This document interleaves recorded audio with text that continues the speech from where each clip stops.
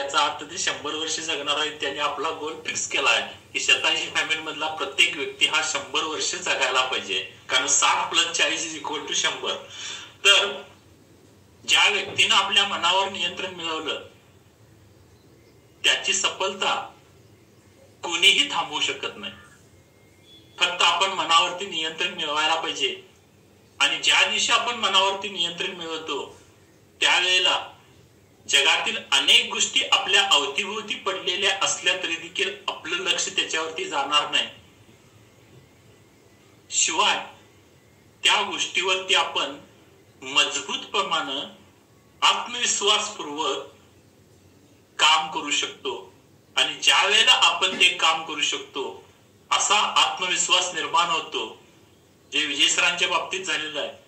आणि तो आत्मविश्वास पाहून मला वाटते अनेक जे लोक असतील म्हणजे ज्यांना हृदयाचा प्रॉब्लेम असतील ते खरोखरच 87 फॅमिलीमध्ये येऊन अतिशय ठाक किंवा ठीक होतील आणि एक आत्मविश्वास निर्माण करतील. आता मनाचं विश्लेषण करत असताना तर्कशास्त्रामध्ये काय म्हटलेलं आहे पहा. मन म्हणजे सुख आणि दुःखाचा बोध करणार एक आपल्या शरीरामध्ये काहीतरी रसायन आहे. कारण आपल्याला इंद्रिय म्हणता येणार नाही. जर इंद्रिय आपण म्हटलो तर आपल्याला ते दाखवावं लागेल. तर तशा प्रकारचं रसायन असेल किंवा केमिकल असेल. तर पाणिनी नावाचा जो व्यक्ती होता त्यांनी काय म्हटलं पहा, मन हे नपुंसकलिंगी आहे किंवा ते वाटतंय असं. दुसऱ्या बाजूला अर्जुनाला मन काय वाटतंय, चंचल. मन हे चंचल आहे परंतु की ते श्रीकृष्ण आहे. कारण आपल्या मनाला तो श्रीकृष्णाच्या रूपामध्ये पाहतो. तरी श्रीरामानं आपल्या मनाला काय म्हटलेलं आहे पहा, मनोधावती सर्वत्र मदोन्मत्त गजेंद्रवत. म्हणजे उन्मत्त संचार करणारा ज्या पद्धतीनं गजराज असतो म्हणजे हत्ती असतो त्या पद्धतीनं आपलं मन असं उन्मत्तपणानं संचार करत असते.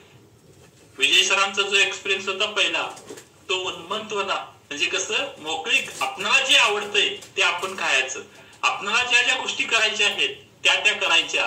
परंतु नंतर रिस्ट्रिक्शन्स येऊन गेल्या म्हणून ताई म्हणतात पहा, आपण सगळ्या गोष्टी करूया परंतु मोजक्या करूया आणि जास्त वेळ त्याचा आपण स्वाद घेऊया. तर कवी कालिदास काय म्हणतोय पहा, मन कसं आहे, कोमल आहे, मुलायम आहे. आणि जर मन संतुष्ट असेल तर गरिबी आणि श्रीमंती याच्यामध्ये कोणत्याही प्रकारचा अर्थ राहत नाही. कारण आपण सर्वजण मनानं एक खंबीर नेतृत्व निर्माण करू शकतो किंवा आपण स्वतःला मनावरती घेतल्यानंतर आमूलाग्र बदल होत असतो. आणि हा आमूलाग्र बदल या ठिकाणी आपण दररोज ऐकतो. गेली 5-6 वर्ष आपण दररोज आमूलाग्र बदल ऐकत आहोत. अनेक लोकांच्या मध्ये हा झालेला बदल आहे. आणि मग हा आत्मविश्वास कसा आहे हो, उदाहरणार्थ पहा, जात असत घरामध्ये जुन्या काळामध्ये किंवा अजून देखील ग्रामीण भागामध्ये जात आहे पहा.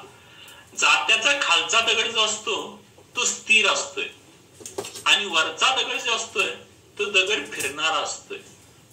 जर दोन्ही दगड फिरणारे असते तर काय झालं असतं पहा, पीठ निर्माण झालं नसतं. खालचा दगड स्थिर आहे, वरचा दगड फिरतो, त्यामुळे त्याच्यामध्ये आपण जी धान्य टाकतो त्या धान्याचं पीठ होतंय.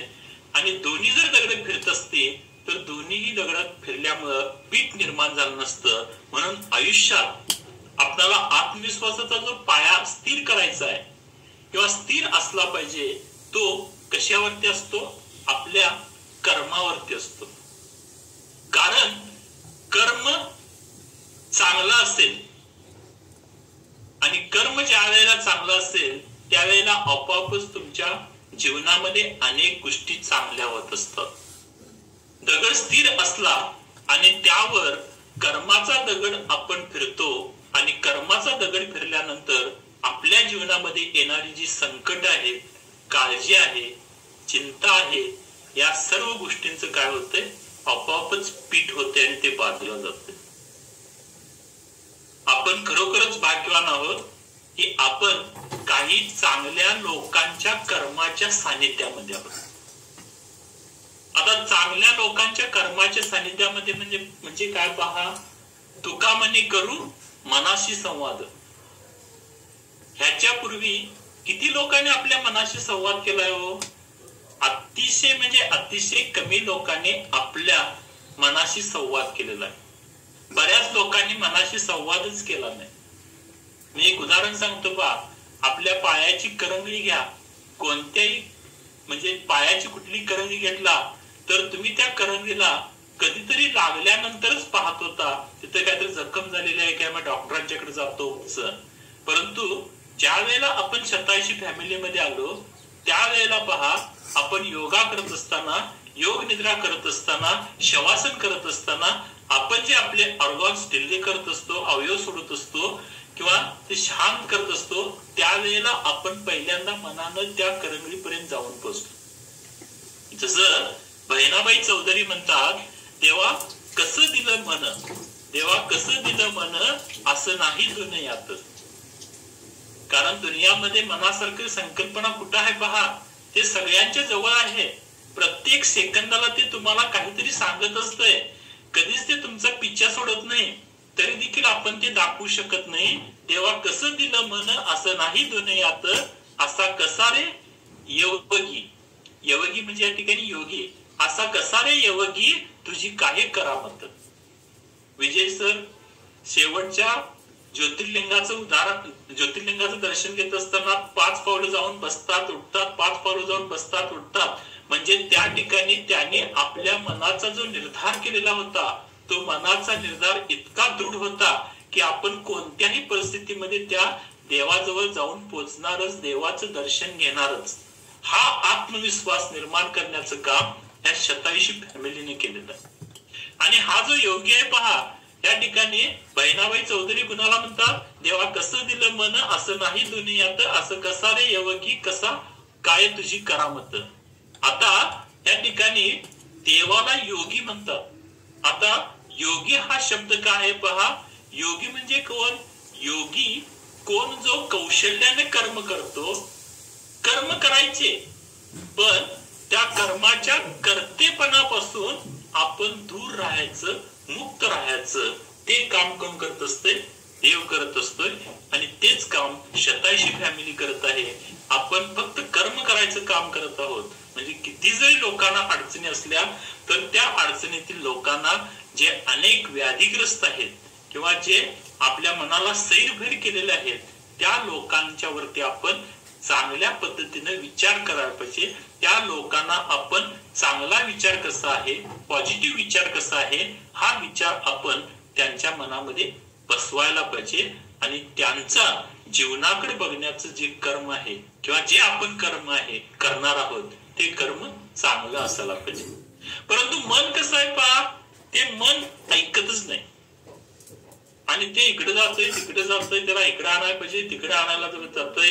आणि काही वेळेला आपलं मन काय होतंय पहा, एखाद्या छोट्याशा गोष्टीमध्ये अडकतंय.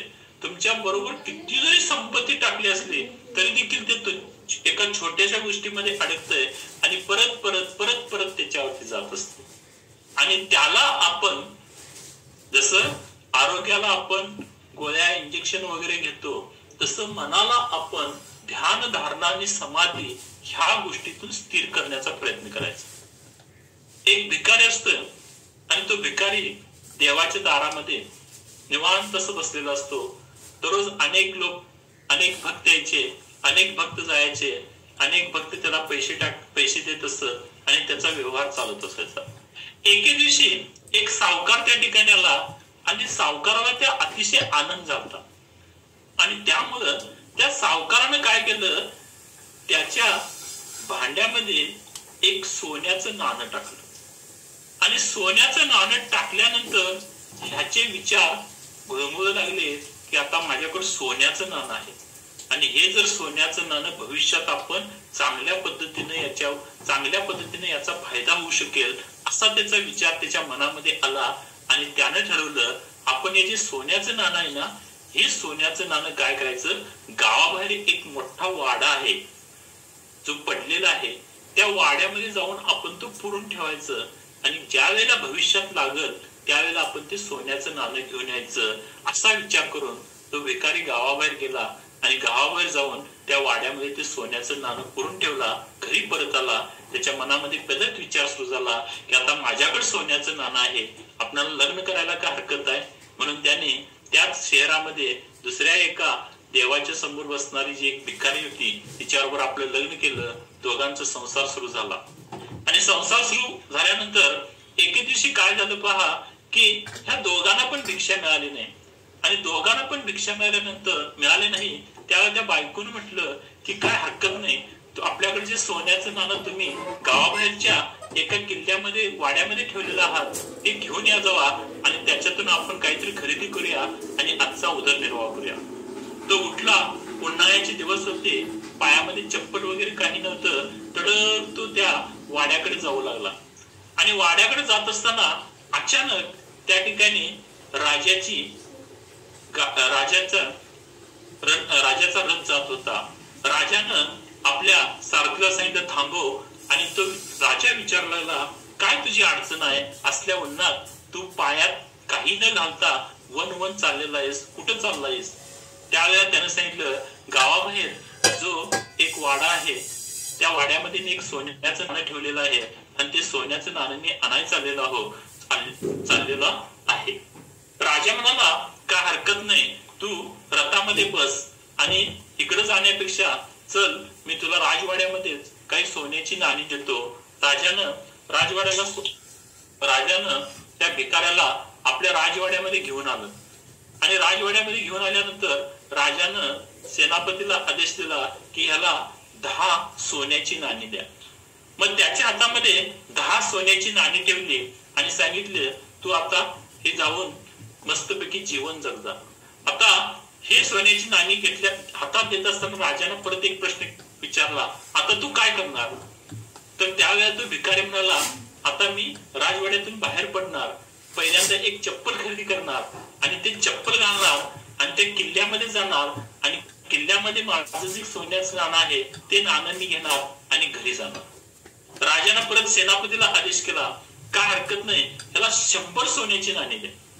ताबडतोब राजाचा आदेश म्हटल्यानंतर त्याच्या हातामध्ये 100 सोन्याची नाणी ठेवली आणि 100 सोन्याची नाणी ठेवल्यानंतर परत त्याला प्रश्न विचारला आता तू काय करणार. तर त्यानं सांगितलं काही नाही, मी आता बाहेर जाणार, एक चप्पल खरेदी करणार, पायात चप्पल घालणार आणि परत मी त्या वाड्याकडे जाणार आणि त्या ठिकाणी माझं जे सोन्याचं नाणं आहे ते सोन्याचं नाणं मी घेणार आणि घरी जाणार. राजाने परत प्रश्न विचारला का हरकत नाही, त्याला निम्म राज्य देऊन टाका. मग राजाच्या समोर आणि त्या भिकाऱ्याच्या समोर तो नकाशा आणला त्यांच्या राज्याचा आणि त्या राज्याचा नकाशा आणल्यानंतर त्याचे 2 भाग करायला सुरुवात झाली. म्हणजे कोणता भाग तू घेणार आणि कोणता भाग तू घेणार. त्यानं सेनापतीला तो भिकारी हळूच म्हणू लागला मला काय हरकत नाही, जो वाडा आहे ना पडका तो वाड्याचा भाग माझ्या राज्यामध्ये यायला पाहिजे आणि मग बाकीचं ते इकडे आणून चालेल, कारण त्या वाड्यामध्ये माझं एक सोन्याचं नाव आहे. म्हणजे काही वेळेला छोट्याशा गोष्टीमध्ये देखील आपलं मन अडकतं. मग हे जे मन अडकत आहे ती गोष्ट महत्वाची आहे का ती गोष्ट महत्वाची नाही याचा आपण विचार करायला पाहिजे आणि याचा विचार करून आपण आपल्या मनाला अशा पद्धतीनं ट्रीटमेंट द्यायला पाहिजे किंवा आपण कशामध्ये अडकायचं आहे आणि कशामध्ये अडकायचं नाही. आपण छोट्या छोट्या गोष्टीमध्ये अडकतोय, एकदम छोट्याशा. म्हणजे उदाहरणार्थ पहा, काही वेळेला तुम्ही एखादा चांगला ड्रेस घालता आणि तुम्हाला कोणच कॉमेंट करत नाही, त्यावर तुम्ही दिवसभर काय करता, एवढे पैसे खर्च केले कोणी कॉमेंट केलं नाही. मग ही छोटीशी गोष्ट आहे. काही वेळेला आपण बाहेर ट्रिपला जातो आणि ट्रिपला गेल्यानंतर बऱ्याच वेळेला आपण स्टेटस लावतो आणि स्टेटस कशासाठी लावत असतो, मी इथं आहे, मी तिथं आहे, मी हे बघायला लागलोय, मी तिकडे बघायला लागलोय आणि बाकीच्या लोकांनी ते स्टेटस बघायला पाहिजे, त्याला लाईक करायला पाहिजे आणि त्यातल्या त्यात तुमच्या जवळचा कोण आहे किंवा तुमचा विरोधक कोण आहे त्यानं तर करायला पाहिजे अशी तुमची इच्छा असते. परंतु तो लक्ष देत नाही, दुर्लक्ष होतंय आणि त्याला दिवसभर आपण आपल्या मनाला खात असतो की असं का झालं. म्हणजे ह्या ज्या छोट्याशा गोष्टी आहेत, ह्या छोट्या गोष्टी आपण बाजूला सरत गेलो तर आपोआपच आपल्यामध्ये एक आत्मविश्वास निर्माण होईल, आपला कॉन्फिडन्स निर्माण होईल आणि त्याच्याही पुढे जाऊन जे चिंता आहेत, काळजी आहे, अनेक संकट आहेत, ही आपोआपच निघून जातील. फक्त आपण त्याच्यावरती चांगल्या पद्धतीने मात करूया. आणि आपण जसं मोबाईल चार्जिंग करतो तसं दररोज मॉर्निंग फ्युएल स्टेशन हे 87 फॅमिलीतल्या लोकांना एक चार्जिंग आहे आणि ह्या चार्जिंगच्या जोरावरती आपण दिवसभर मन प्रसन्न करून राहतो. मन करारे प्रसन्न, सर्व सिद्धीचे कारण. थँक्यू. ते मन सगळं विश्वव्यापी आहे, पण आपल्याला ते एवढ्याच्या गोष्टींमध्ये आपण अडकतो आणि खूप चांगल्या गोष्टी असतात त्याच्याकडे आपलं लक्षच जात नाही. प्रत्येक व्यक्तीला जेवढे चॅलेंजेस येत असतात त्या चॅलेंज नंतर चांगले पण असणार आहे, पण त्या चॅलेंज मध्येच अडकला तर तो चॅलेंज खूप मोठा होऊन जातो, म्हणजे प्रॉब्लेम खूप मोठा होऊन जातो. आपला दृष्टिकोन चेंज करायला पाहिजे आणि याच मनाला कसं स्ट्रॉंग करता येईल, या मनाकडं तुम्हाला जे जे पाहिजे ते कसं करून घेता येईल ही टेक्निक शिकायला आपल्याला साधना करावी लागते. करता कुठलीही, पण ती साधना म्हणून करा, सातत्य ठेवा, त्यामुळे खूप भारी रिझल्ट आपल्याला भेटणार आहे.